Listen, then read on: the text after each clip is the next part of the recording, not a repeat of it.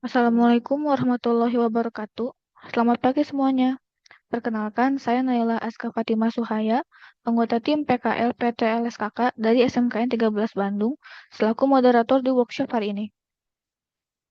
Minggu kelima dari workshop IoT, kita sudah membahas tentang desain water tank. Kita sudah mengetahui cara install aplikasi Arduino, menggunakan Arduino untuk proyek IoT sederhana, pemrograman microcontroller untuk IoT, dan setting Arduino. Untuk workshop minggu ini, kita akan membahas tentang RMQ dengan topik PJBL pengenalan RMQ dan smoke detector. Workshop hari ini akan disampaikan oleh rekan-rekan saya dari tim IoT SMKN 1 Katapang. Sebelum kita masuk ke pematerian, saya akan menjelaskan rundown workshop hari ini. Workshop dibuka dengan pembukaan, kemudian lanjut ke penyelesaian teori oleh pemateri, yaitu ada pengenalan RMQ publish message, subscribe message, dan menghubungkan alat IoT ke server RMQ.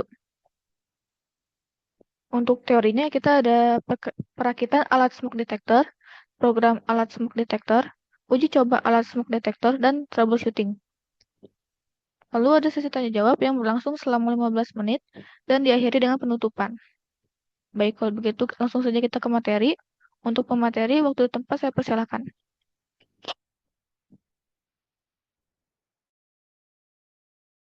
Terima kasih kepada moderator yang sudah memberikan waktu dan kesempatannya. Izin share screen.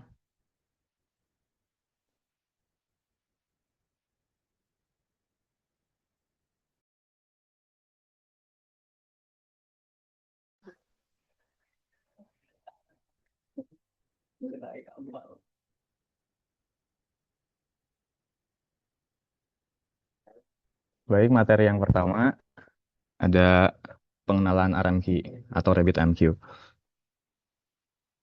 Yang pertama ada message broker. Message broker software yang mengatur pesan yang dikirimkan oleh pengirim pesan sender agar dapat sampai ke penerima atau receiver. Ada banyak software dari message broker ini. Di antaranya adalah ActiveMQ, Kafka, dan juga RabbitMQ. Di sini kita akan menggunakan RabbitMQ sebagai message broker. Nah, RabbitMQ.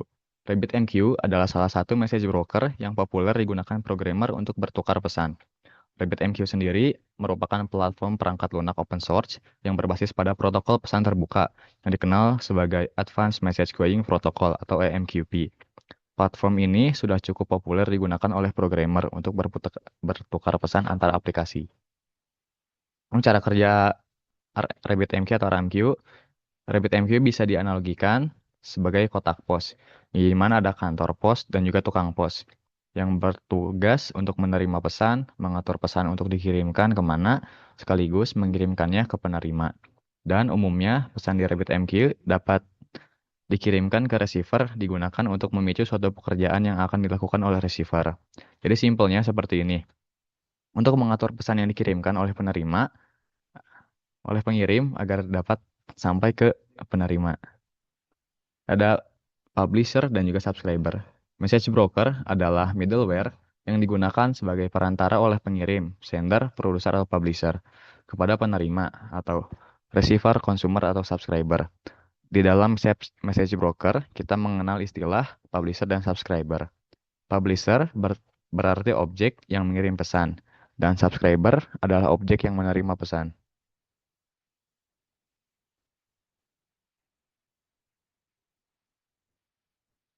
Selanjutnya,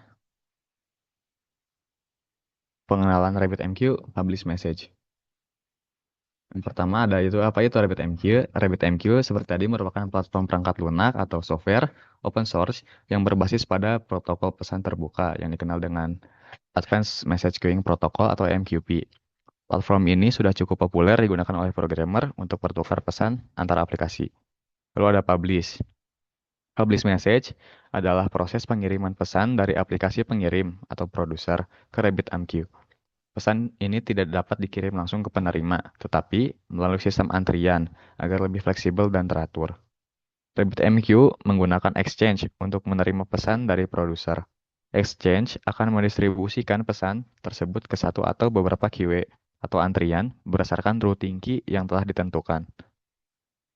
Publisher dan subscriber. Pola publish atau subscribe melibatkan penggunaan message queue, sering disebut message broker, yang berfungsi sebagai perantara antara penerbit atau publisher dan juga pelanggan, yaitu subscriber. Message broker ini mengelompokkan pesan ke dalam sesuatu yang disebut channel atau topik. Lalu terdapat publisher. Publisher adalah komponen yang membuat dan mengirim pesan. Publisher hanya dapat mengirim message atau event ke channel atau topik tertentu dalam message broker. Channel-channel ini bertindak sebagai titik distribusi pesan. Lalu contoh sederhana pengimplementasian dari publisher. Yang pertama adalah buka MQTT Box sebagai publisher. Lalu buat koneksi baru, masukkan broker URL sesuai di server RabbitMQ, berikan client name sesuai keinginan, pilih protokol MQTT atau TCP, masukkan username, host, dan juga password. Lalu simpan dan hubungkan. Lalu yang kedua, mengirim pesan dari MQTT Box. Seperti buka tab, publish message di MQTT Box, masukkan topik sesuai routing key, misalnya hello, dan masukkan payload misalnya hello RabbitMQ. Klik tombol publish untuk mengirim pesan RabbitMQ.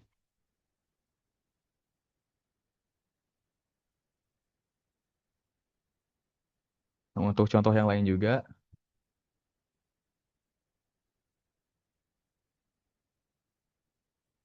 bisa melalui MQTT Explorer.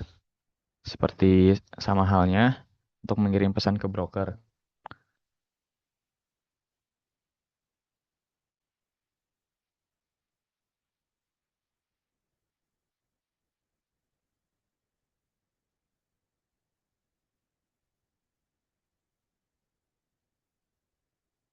Nah, ini untuk contoh mengirim dari MQTT Explorer, sama saja bisa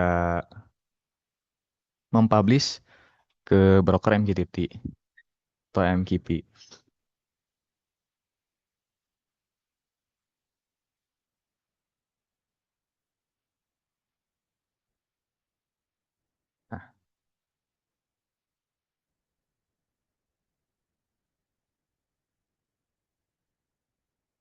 Nah, selanjutnya ada pengenalan RabbitMQ pada bagian subscribe message. Yang pertama sama yaitu RabbitMQ merupakan platform perangkat lunak atau software open source yang berbasis pada protokol pesan terbuka yang dikenal sebagai Advanced Message Queuing Protocol atau MQP. Platform ini sudah cukup populer digunakan oleh programmer untuk bertukar pesan antar aplikasi. Ada publisher dan subscriber. Pola publish dan juga subscribe melibatkan pengguna message queue, sering disebut message broker, yang berfungsi sebagai perantara antara penerbit atau publisher dan juga pelanggan atau subscriber. Message broker ini mengelompokkan pesan ke dalam sesuatu yang disebut channel atau topik. Nah, contohnya seperti ini. Terdapat publisher, ada input channel, ada message broker, dan juga output channelnya dibagikan kepada subscriber. Lalu ada subscriber. Subscriber adalah komponen yang menerima dan menggunakan pesan. Subscriber kemudian menunjukkan minatnya dengan berlangganan channel-channel tersebut. Dalam message broker dan setiap kali message atau event dipublishkan ke channel itu, mereka menerima salinannya. Contoh pengimplementasiannya sama seperti tadi, buka MQTT Box sebagai publisher, lalu buat koneksi baru dan juga masukkan URL sesuai server RabbitMQ. Beri client name sesuai keinginan. Lalu pilih protokolnya MQTT atau TCP.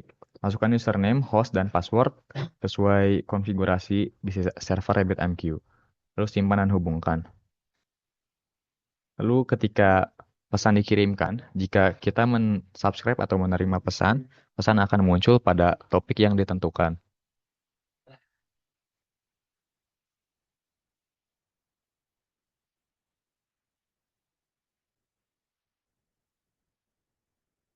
Lalu selanjutnya ada menghubungkan alat IoT ke server RMQ atau RabbitMQ. Apa itu IoT? IoT atau Internet of Things adalah konsep di mana berbagai perangkat seperti sensor, perangkat elektronik, dan objek lainnya terhubung dan berkomunikasi melalui jaringan internet. Dengan IoT, pengguna dapat terkoneksi untuk melakukan berbagai aktivitas, mulai dari pencarian informasi hingga pengelolaan data, tanpa perlu campur tangan manusia. Contoh dari IoT itu sendiri seperti smart home, smart agriculture, wearable device, dan juga yang lain-lainnya. Lalu ada juga RabbitMQ.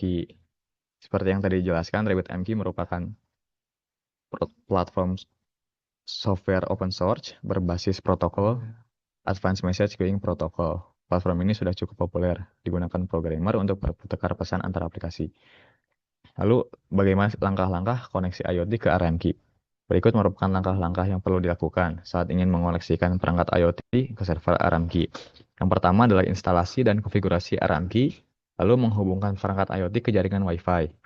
Selanjutnya, mengatur koneksi perangkat ke RMQ dan juga mengirim dan menerima pesan. Untuk menghubungkan alat IoT ke server RMQ.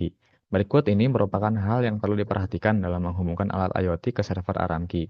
Pastikan program yang akan diupload ke microcontroller merupakan program yang sudah terinstall library yang dibutuhkan, terhubung ke jaringan Wi-Fi, dan juga sudah ada konfigurasi server RMQ-nya. Seperti yang di sini ada library yang digunakan, yaitu ESP8266 Wi-Fi dan juga PubSub Client, yang dimana dapat menghubungkan microcontroller dengan internet yang tersedia dan juga server RMQ yang tersedia. Lalu terdapat beberapa konfigurasi dari server RMQ seperti server, port, user, password, dan juga topik yang digunakan. Selanjutnya ada konfigurasi Wi-Fi yang digunakan untuk menghubungkan antara microcontroller dengan jaringan Wi-Fi yang tersedia. Lalu ada konfigurasi RMQ menggunakan MQTT Box. Pada MQTT Box terdapat beberapa pilihan atau kolom yang harus diisi. Yang pertama ada client name yang bisa diisi dengan bebas. Selanjutnya ada protokol. Nah, protokol ini biasanya digunakan atau protokol yang digunakan adalah MQTT atau TCP. Lalu ada host. Host yang digunakan ini sesuai dengan server yang sudah tersedia. Lalu username password bila diperlukan. Lalu bisa klik save. Untuk implementasi menggunakan alat IoT, di sini saya akan memberikan contoh implementasi yaitu alat IoT Hyoto. Terdiri dari dua alat yang disebut sensor dan juga aktuator. Sensor atau input ini digunakan sebagai saklar, sedangkan aktuator atau output ini digunakan sebagai lampu. Sebagai contoh, yaitu saklar sebagai publisher, pengirim data, dan aktuator sebagai subscriber atau penerima data. Terdapat ada device saklar dari Hyoto yang mengirimkan data ke internet lalu melewati ke RabbitMQ atau RMQ sebagai broker message. Lalu diterima oleh perangkat aktuator atau subscribernya.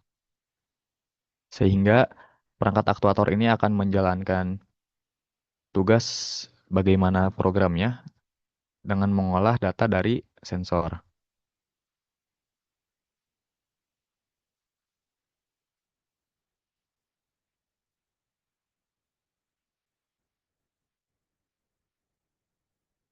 Lalu selanjutnya ada salah satu contoh pengimplementasian alat IoT yang terhubung ke RMQ yaitu smoke detector. Pada kesempatan kali ini saya akan menjelaskan perakitan smoke detector. Mengapa smoke detector ini dibuat? Yang pertama, karena di era digital, rumah modern kini menuntut keamanan yang bisa dipantau lewat genggaman atau smartphone. Dan juga resiko domestik, kebocoran gas LPG di dapur sering tidak terdeteksi karena penghuni sedang di ruang lain atau tertidur. Lalu ada integrasi, perlunya perangkat yang estetis, ringkas, dan dapat terhubung ke jaringan Wi-Fi untuk memberikan ketenangan pikiran atau peace of mind bagi pengguna atau penghuni. Lalu tujuan dari perakitan alat yaitu keamanan yang real time, memantau kualitas udara dan juga kebocoran di area dapur secara 24 jam selama 1 minggu atau setiap hari. Lalu estetika dan juga ergonomi, merakit komponen ke dalam box yang rapih agar layak diletakkan di interior rumah. Lalu efisiensi daya, karena menggunakan sistem power supply yang rendah konsumsi listrik namun tetap stabil. Terdapat beberapa alat dan bahan yang digunakan dalam merakit sensor gas ini. Yang pertama, atau smoke detector ini, yang pertama ada WMOS D1 Mini sebagai microcontroller utamanya. Lalu ada sensor gas MQ2 yang mendeteksi kebocoran gas atau gas-gas lainnya. Lalu ada kabel power AC yang menghubungkan antara device dan juga sumber listrik di rumah, yaitu sumber listrik dari PLN alternating current 220 volt. Lalu ada kabel jumper yang menghubungkan antara adaptor, sensor, dan juga WMOS D1 Mini. Lalu terdapat box yang digunakan untuk menyimpan beberapa komponen utama seperti WMOS, sensor, dan juga adaptor. Lalu terdapat solder yang digunakan untuk menghubungkan antara PCB dan juga beberapa komponen seperti WMOS 1 mini dan juga kabel ke dalam PCB. Lalu ada timah solder yang berfungsi sebagai perekat atau sebagai konduktor yang menghubungkan antara WMOS 1 mini, kabel jumper, dan juga beberapa komponen yang menghantarkan listrik lainnya. Selanjutnya ada PCB. PCB ini berfungsi sebagai wadah atau tempat bagi di mana beberapa komponen ini bersatu. Lalu ada tahap yang pertama dalam perakitan yaitu soldering, di mana menyusun WMOS dan juga sensor MQ2 atau sensor gas di atas PCB. Lalu membuat jalur atau sambungan kabel dari sensor MQ2 VCC ke 5 volt WMOS. Lalu ada GND MQ2 ke ground WMOS dan juga A0 pada MQ2 terhubung ke A0 WMOS. Tipsnya di sini gunakan kabel jumper yang berbeda warna untuk membedakan jalur power dan juga data untuk memudahkan pada saat troubleshooting nantinya. Lalu pada tahap 2 adalah instalasi power supply, yaitu menghubungkan kabel power AC 220 volt ke model power supply. Dan juga pastikan safety, pastikan sambungan tertutup isolasi bakar agar tidak menyentuh tangan dan juga agar tidak terjadi konsleting. Lalu menyalurkan output 5 volt power supply ke pin 5 volt WMOS sebagai sumber tegangan utama. Lalu yang terakhir ada enclosure dan juga finishing. Pastikan merekatkan power supply dan PCB ke dalam box menggunakan lem tembak agar rapi. Dan juga menutup box dan melakukan uji coba guncangan untuk memastikan tidak ada komponen yang longgar.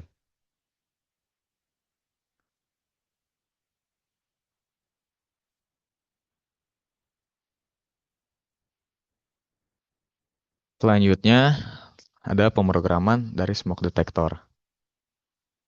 Terbelakangnya yang pertama ada mobilitas.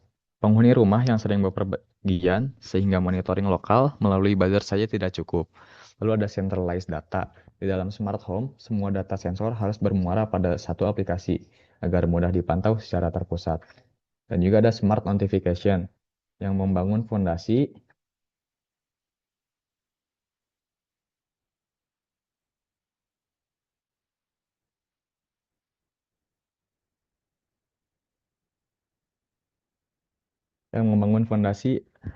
agar data gas bisa memicu aksi lain, seperti notifikasi HP atau memastikan aliran listrik jika terdeteksi bocor. Lalu ada tujuan pemrograman. Yang pertama ada konektivitas Wi-Fi. Memprogram WMOS agar otomatis terhubung ke router atau jaringan internet yang tersedia di rumah. Lalu telemetri data, yaitu mengirimkan angka kadar gas secara berkala ke broker MQTT. Lalu ada user interface, menampilkan data sensor dalam bentuk grafik yang mudah dipahami oleh orang awam. Untuk alur pemrograman dari smoke detector itu sendiri, pada saat alat ini dinyalakan, alat ini akan mencari sinyal Wi-Fi yang sudah dikonfigurasi pada programnya. Lalu alat ini jika sudah terkoneksi dengan jaringan Wi-Fi, akan masuk ke broker MQTT. Lalu setelah itu akan terjadi pembacaan dari sensor gas. Dan jika sudah dibaca, sensor gas ini atau microcontroller ini akan mengirimkan data dari sensor gas ke broker MQTT. Nah, pada saat pembacaan itu dilakukan secara berulang. Lalu terdapat beberapa bagian dari program ini. Yang pertama ada konfigurasi Wi-Fi dan juga MQTT. Tujuannya yaitu menyiapkan konfigurasi Wi-Fi dan server yang digunakan. Contohnya pada SSID dan juga password di lokasi workshop kami yang digunakan adalah SSID yang ada di sini dan juga server yang digunakan untuk port, user dan password disesuaikan dengan broker yang sudah tersedia. Lalu untuk topik yang digunakan adalah sensor gas detector. Nah, untuk UID dan device name ini sesuaikan untuk menjaga keamanan data dan juga untuk membedakan antar device yang lainnya. Lalu selanjutnya ada menghubungkan Wi-Fi. Tujuannya adalah menghubungkan perangkat dengan internet yang tersedia. Seperti yang ada di sini yaitu fungsi dari setup Wi-Fi, yang dimana microcontroller akan masuk ke WiFi yang sudah tersedia SSID dan juga passwordnya. Nah, jika microcontroller ini tidak tersambung, maka akan mencoba terus mengulang untuk tersambung kepada jaringan internet yang sudah ditentukan. Lalu jika sudah tersambung, maka akan terdapat IP address dari router dan juga MAC address dari microcontroller. Lalu menghubungkan ke server MQTT. Tujuannya adalah untuk menghubungkan perangkat dengan server yang disiapkan.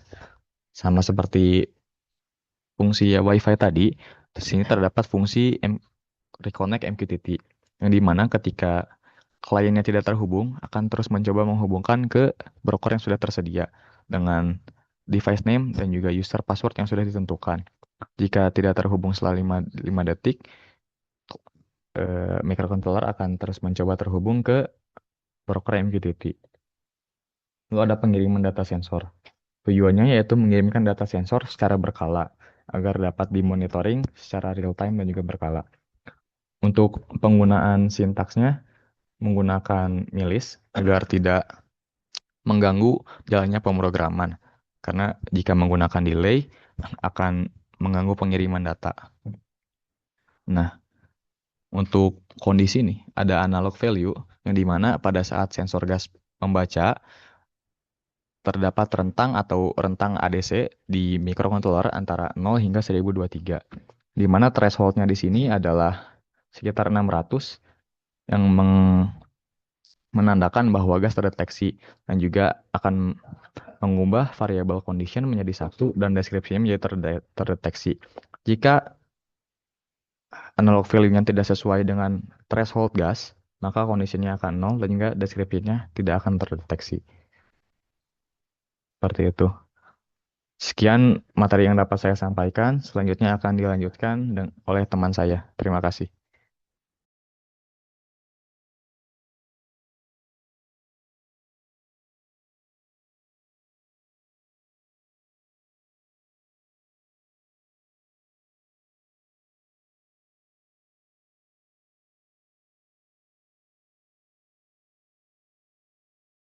Baik, terima kasih kepada rekan saya yang telah memaparkan materi sebelumnya.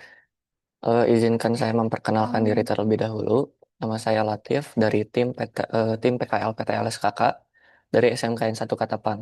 Di sini saya akan memaparkan kembali materi yang sudah disampaikan dan juga menambahkan materi terkait smoke detector atau gas detector. Sebelumnya izin share screen terlebih dahulu.